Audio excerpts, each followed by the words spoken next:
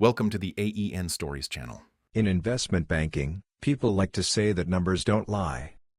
That's adorable. Numbers lie all the time.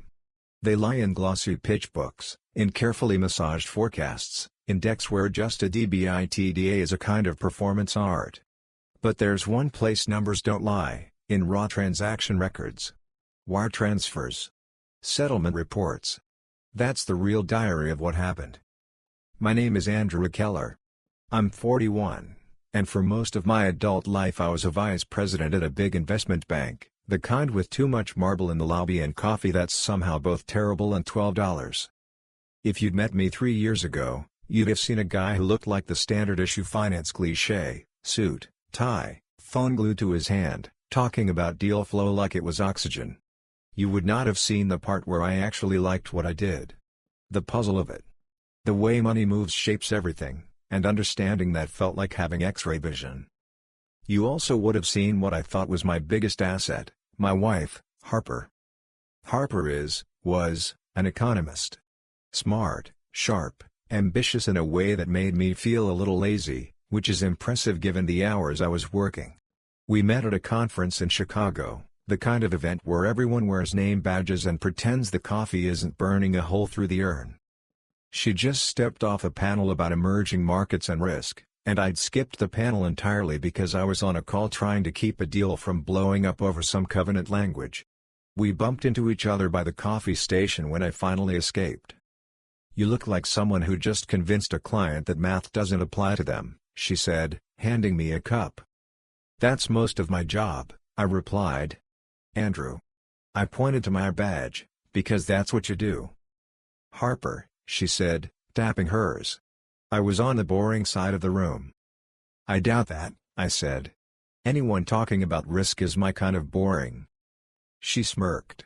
"You just want me to tell you which economies are going to blow up so you can short them. Is there another way to use that information?" I asked.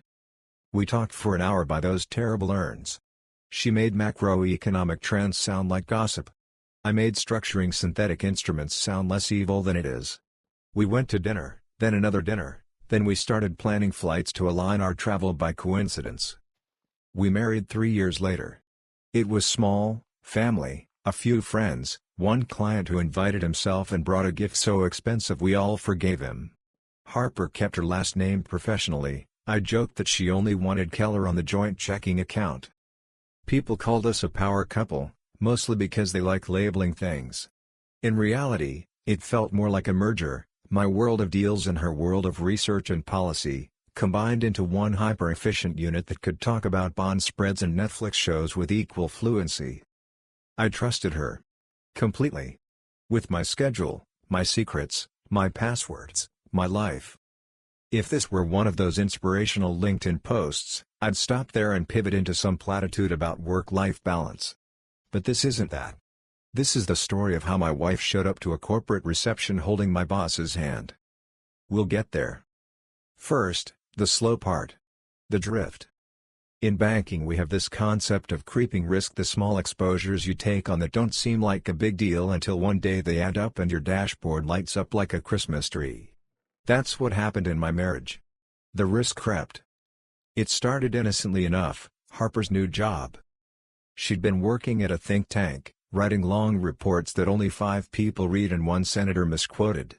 Then she got an offer from a consulting firm that specialized in economic strategy for high-net-worth clients. Translation: helping rich people feel smart about their money.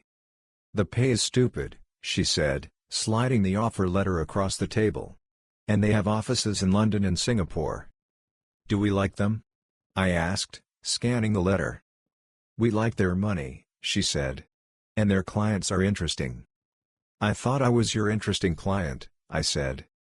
"You're my charity case," she answered, which was her version of affection. The downside, if you could call it that, was the hours. Clients in different time zones, endless Zooms, dinners with people who thought economic diversification meant owning houses in 3 countries. She started saying, "I'll be late, I've got a client thing," more and more. At first it didn't bother me. I was rarely home before 9 anyway. We were 2 satellites in the same orbit, occasionally crossing paths near the fridge. But over time, the gaps widened. "Big client dinner, don't wait up," she'd text. "They're flying in from Zurich."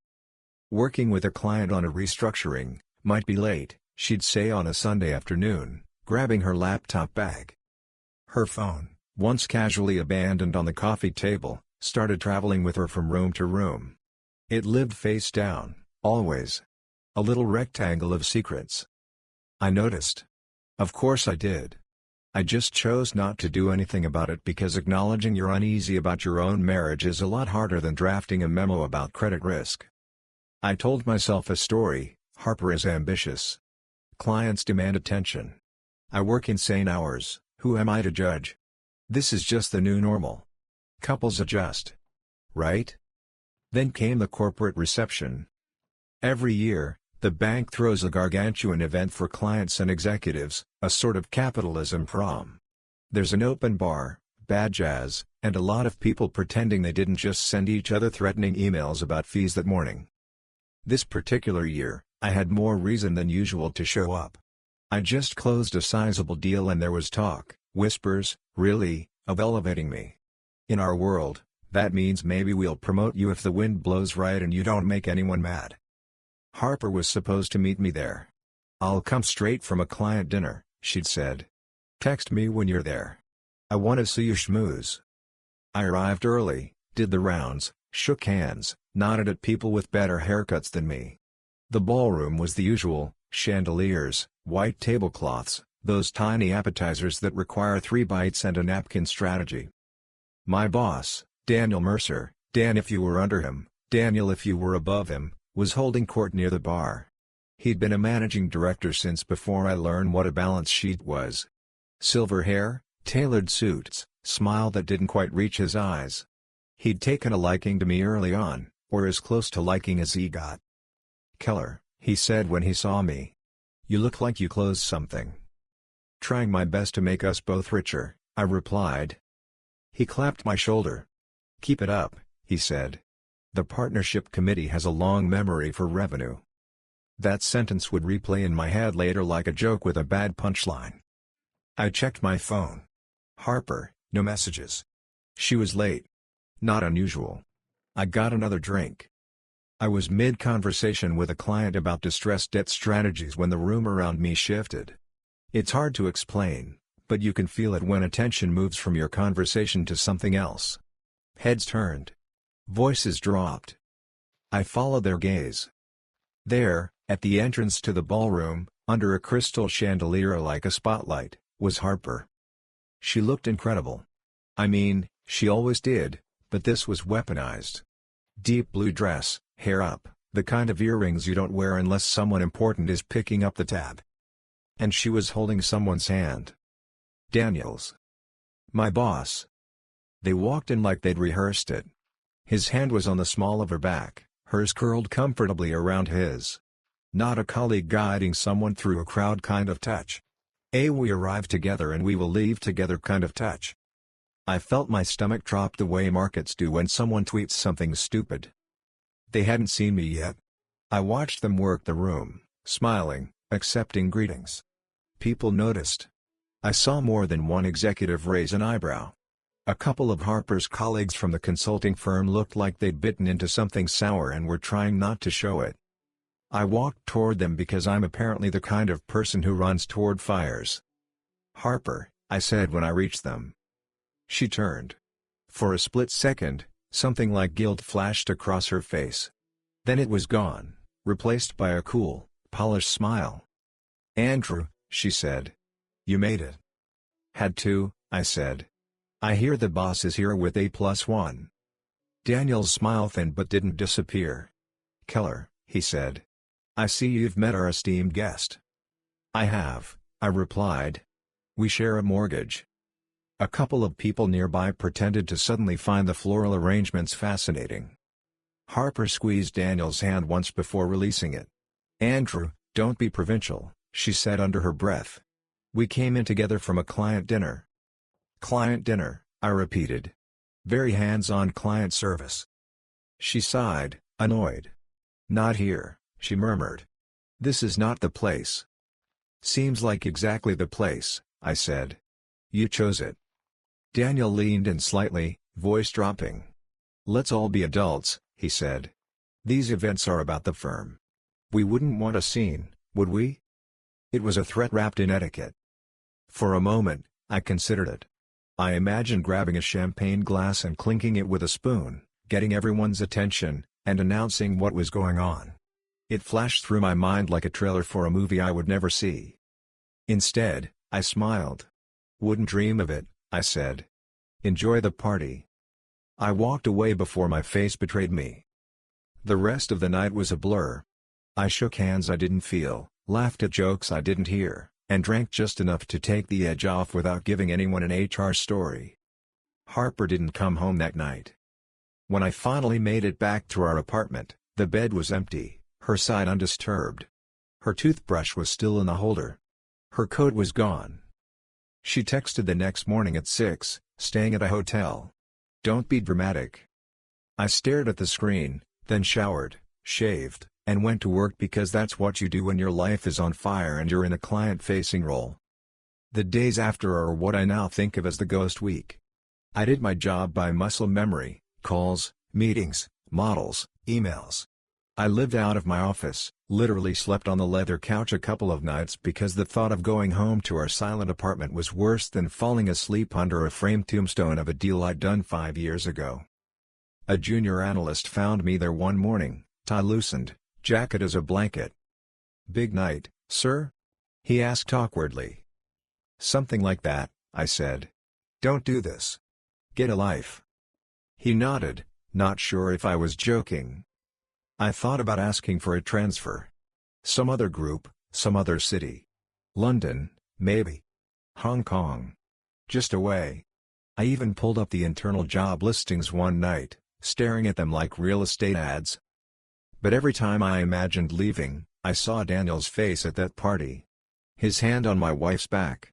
The implicit smirk of a man who believed he could do whatever he wanted because he signed the bonuses. And then another thought cut through all the humiliation: I am a banker. I know how money works. And I know how reputations work. The anger, when it finally arrived, didn't come loud. It came precise. Numbers don't care about feelings. They care about flows. About patterns. About incentives. If Harper was willing to throw our marriage under the bus for whatever she thought she was getting from Daniel, career advancement, access, whatever, fine. That was its own betrayal. But the fact that she'd marched him into that reception like a trophy and then acted like I should swallow it because he was my boss? That was something else. Want to keep your career? Stay quiet, her text said a few days later. She didn't even bother to dress it up. We finally met in person in a cafe near the office. Neutral territory. She arrived in a pressed suit like she was going into a meeting. I arrived in yesterday's anger. "You humiliated me," I said once the pleasantries died. "In front of half the firm." "You're overreacting," she said, stirring her coffee. "People have affairs. This is the real world, Andrew. Grown-ups make arrangements." "Is that what you call it?" I asked. "An arrangement?" She leaned back. "Look," she said. "You know how this game works. Daniel is powerful. He's the kind of man who can make or break careers with one phone call. I didn't plan for this to happen, but it did. And now we all have to be smart." "Smart how?" I said. "By pretending it's not happening?" "By not blowing up your life because your ego is bruised," she snapped. "If you go against him, you will lose. He will bury you. Your revenue, your promotions, your references, it's all in his hands. You want to start over at some second-tier shop because you couldn't handle grown-up realities?" I stared at her. "You're asking me to accept my wife sleeping with my boss to keep my job?" She rolled her eyes. "I'm asking you not to torch your entire career over something that doesn't have to affect business," she said. "He respects you. You're valuable. Just compartmentalize. Everyone does it." I laughed then. It wasn't a happy sound. "You know," I said, "for an economist, you're very casual about moral hazard." She shrugged. "Welcome to finance." We left it there. No resolution. Just two people sitting across from each other, on opposite sides of a canyon. That night, back in my office, I stared at the city lights and thought about everything I knew about Daniel. The deals he'd championed. The clients he favored. The rumors you hear when you've been around long enough. One rumor in particular, that he liked arrangements with consultants. Finder's fees that were a little too generous. Side deals channeled through shell entities. Nothing you could prove, just whispers in corridors. Whispers are fine for gossip. They're useless for regulators. But numbers are evidence. I called a lawyer. Not the bank's lawyers. My own. A guy named Patel I'd worked with on a volunteer project once, who'd left big law to do white-collar defense. Smart, discreet, allergic to drama. "This about you?" he asked after I laid out the basics. "Indirectly," I said. "It's about my wife and my boss. And maybe some things going on at the firm." He listened as I told him about the reception, the relationship, the threats. Then I mentioned the rumors, odd payment structures, consulting contracts routed through entities connected to Daniel, some past deals that smelled like kickbacks if you knew where to sniff. Patel didn't blink. "You have any documents?" he asked. "Not yet," I said. "But I know where they'd be, if they exist." "Andrew," he said, "I need to say this plainly, you cannot go around hacking into systems or downloading confidential client data. That makes you the problem. But if there are things you have legitimate access to, or if someone else comes to you with information, that's a different story." "I'm not trying to be a vigilante," I said. I'm not going to let them wreck my life and pretend they own the moral high ground. If there's actual fraud, someone should know." He sighed. "If you bring me something concrete," he said, "I can help you talk to the right people. SEC, maybe DOJ. But this will get messy. Once it starts, you can't unring the bell." "My bell's already rung," I said. "Just tell me where the line is so I don't cross it." It took weeks. The thing about investment banks is they generate a stupid amount of paperwork. Contracts, deal memos, compliance forms. Most of it's noise. Somewhere in there, if you're unlucky, is signal. I started paying closer attention to certain deals, ones Daniel had pushed particularly hard, especially where Harper's firm had been involved. I reviewed public filings, fees disclosed in prospectuses, cross-checked them against internal fee splits and consulting agreements I was allowed to see. Patterns emerged. There were consulting fees paid by clients to obscure LLCs, formed recently, with names that meant nothing: Merit Advisory, Grayson Partners. Those LLCs, in turn, had directors or beneficial owners tied to people in Daniel's circle. A cousin here, a college roommate there. Money that should have been straightforward compensation started taking scenic routes. Through it all, I was careful. I didn't forward anything to my personal email. I didn't download massive troves of data. I took notes, pointed out discrepancies, and, where I had legitimate reasons, requested clarification from internal teams.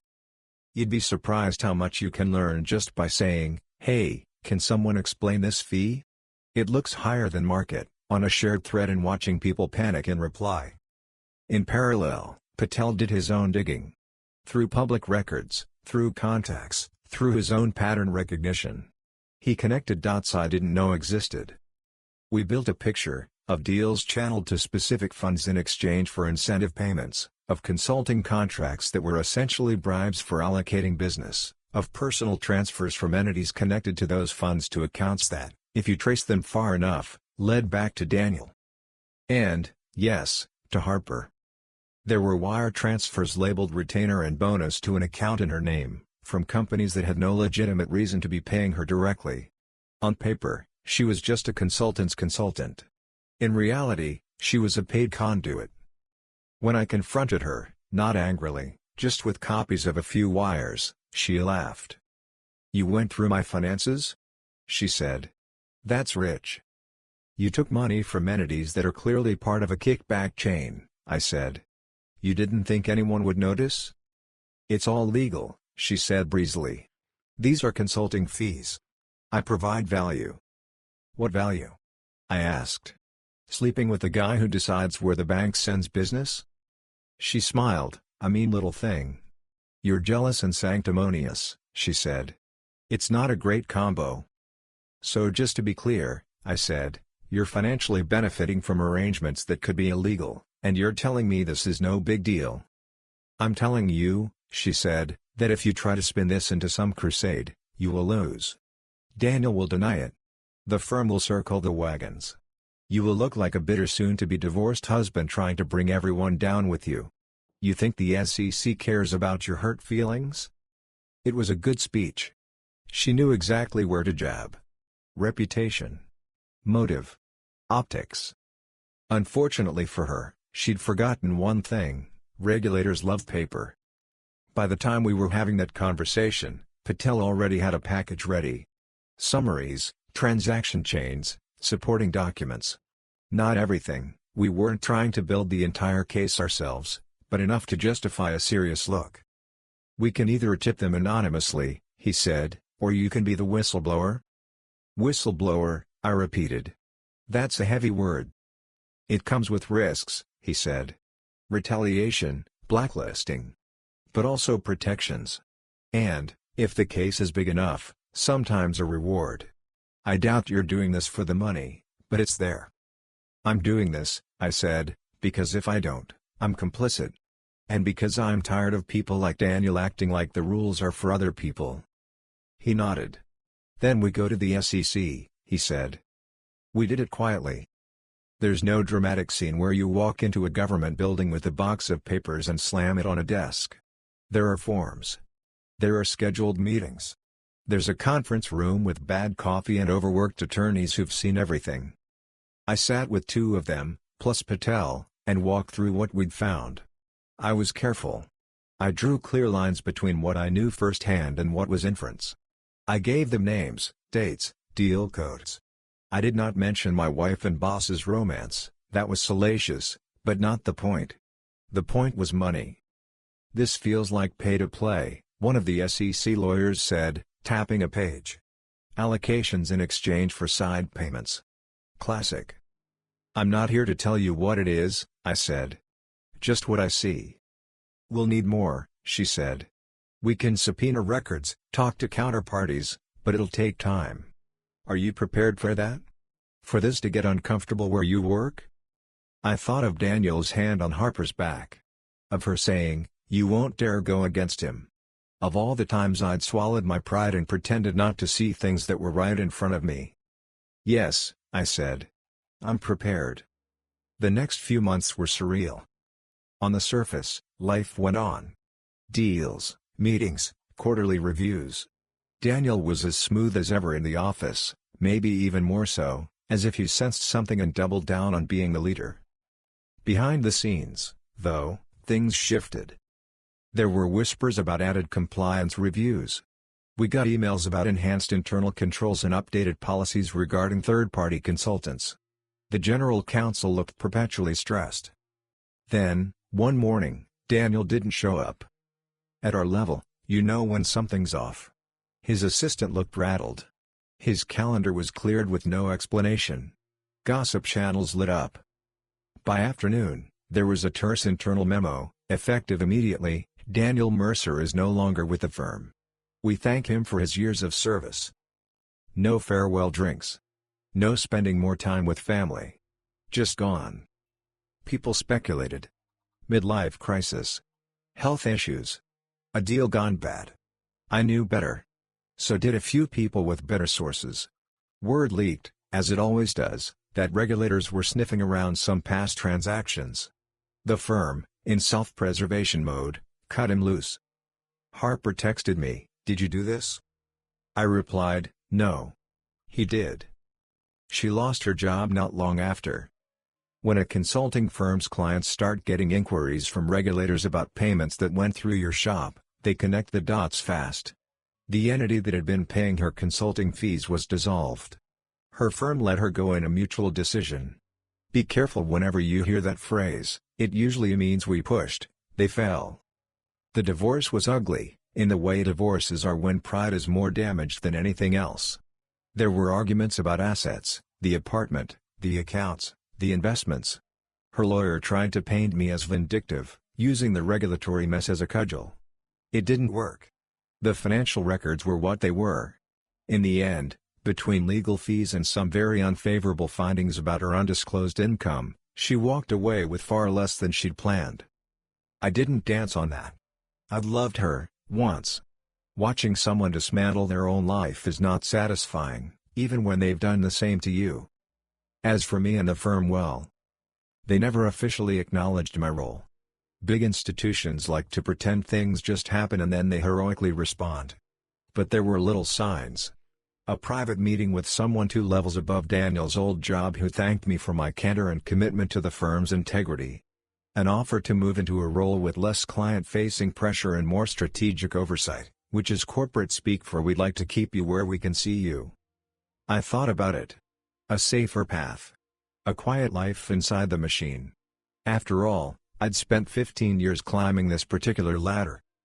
But once you've seen how easily people at the top will throw everything and everyone under the bus to protect a bonus, it's hard to unsee it. The truth was, I was done. Not with finance, my brain is wired for this stuff, but with the idea that I owed loyalty to a logo. So I quit. Not dramatically. No email blast, no speech about ethics in the lobby. I submitted my resignation, shook hands, packed my box, and walked out of the marble building with my tie in my pocket and a strange sense of lightness. Friends thought I was insane. "You could have stayed," one said. "Ridden this out. You're safe now, they owe you." "I don't want to be owed," I said. "I want to be able to look at my business card and not wonder who I'm covering for." "Business card?" he said. "What, you starting your own shop?" "Maybe," I replied. "Someone's got to do this stuff without the theater." 6 months later, Keller Capital opened its very modest doors. If you're picturing a gleaming high-rise office, don't. Think more, decent office in a midtown building with lukewarm elevators, 2 rooms, mismatched but respectable furniture, and a coffee machine I chose myself that actually makes drinkable coffee. I started small. A couple of clients I'd worked with over the years who cared less about brand prestige and more about blunt assessments. A retired couple with a decent nest egg who were tired of being upsold products they didn't understand. A family-owned business looking for honest advice on how to pass wealth to the next generation without getting fleeced by fees. My pitch was simple: "I'll tell you what I'd do if I were you. I won't sell you things I wouldn't buy myself. I'll show you the numbers, not the sizzle."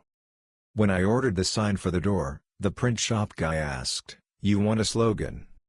I thought about all the taglines I'd seen over the years: trust, integrity, performance, building tomorrow together. They all sounded like lies we told ourselves. "Yeah," I said finally. "Put this under the name, no lies, just numbers." He raised an eyebrow. "That's direct," he said. "Good," I replied. "Let them know what they're getting into." It's not glamorous. There are no lavish client dinners, no corporate jets, no army of analysts.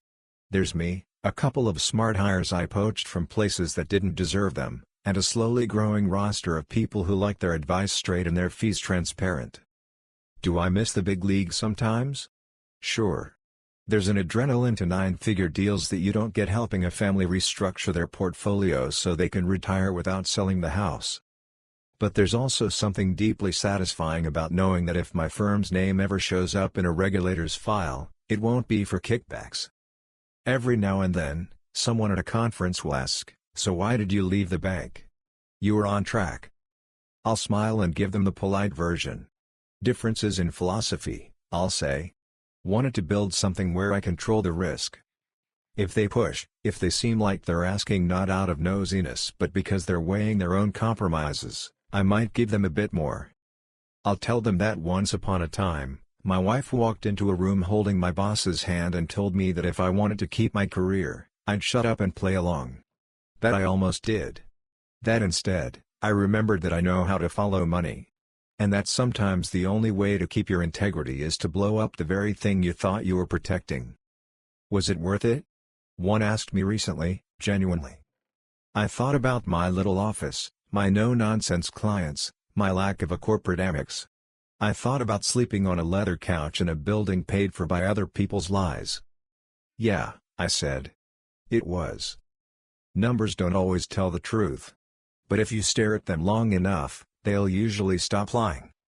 So will you? Thank you for listening my story. If you want more raw, real, and gripping stories like this one, subscribe to the AEN Stories channel. Your support keeps these stories alive.